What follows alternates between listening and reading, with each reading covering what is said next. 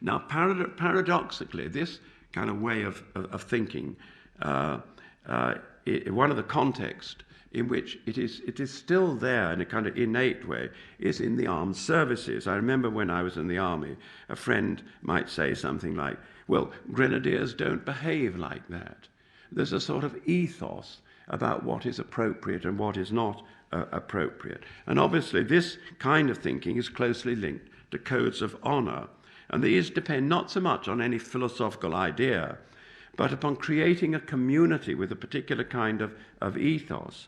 And it can have powerful effects in even the most difficult situations, as when, let us say, a soldier refuses to gratuitously hurt a prisoner he's captured simply on the ground that his regiment, quotes, does not do that kind of thing. It's part of the moral vision which has permeated and influenced the whole community in which that person might serve.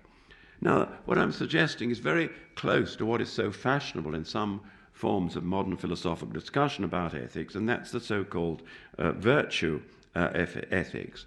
Virtue ethics doesn't answer all the questions we have in these difficult areas, and particularly it doesn't necessarily suggest to you what is the right or the wrong, or how you handle very difficult moral dilemmas.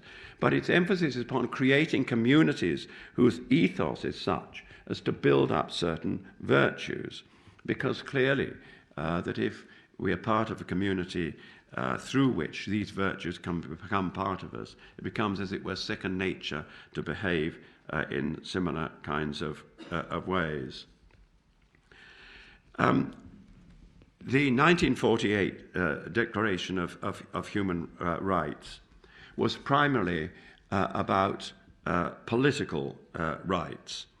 And this was spelt out shortly afterwards in the International Covenant on Civil and Political Rights, adopted in 1966. However, also in 1966, the international community adopted what was called the International Covenant on Economic, Social, and Cultural Rights.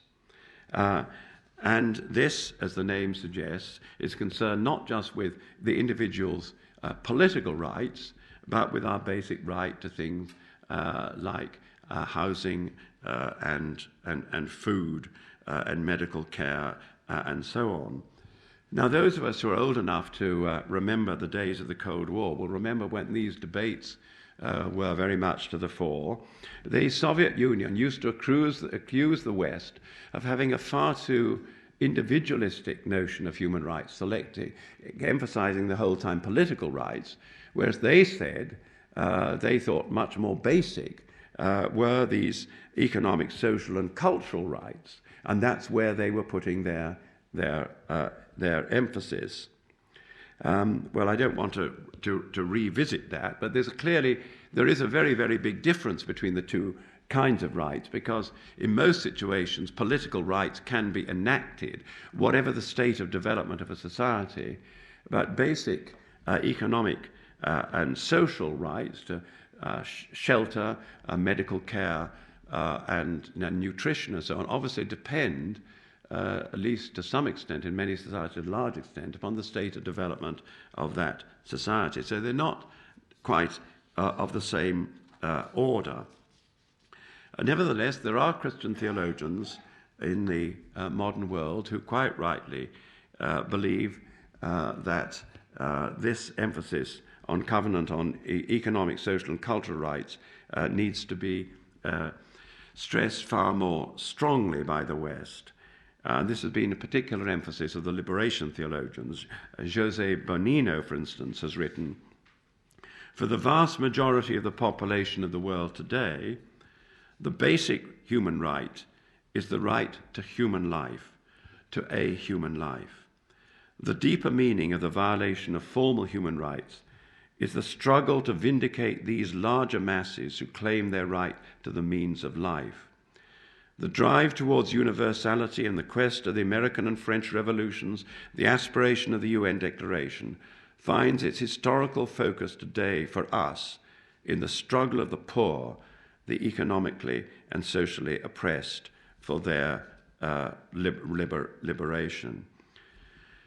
And that seems to me to be very well said. That it means that human rights are not just negative, protecting individuals from harm, crucial this is, but positive. And the positive impulse is a continuing historical drive to ensure a reasonable standard of living, education, and healthcare, all of which are denied still to so many people, millions in the world. Now, it has rightly been said, the modern human rights movement has been and continues to be an astonishing moral phenomenon. And I believe that to be so, even though, as I said at the beginning, human rights in practice are still violated in so many parts of the world. Nevertheless, there's a clear benchmark there agreed by the international community. This is to be celebrated, but there is a huge way to go, both to protect human beings from violations of their political rights in so many countries of the world, and to ensure that economic, social, and cultural rights are also guaranteed.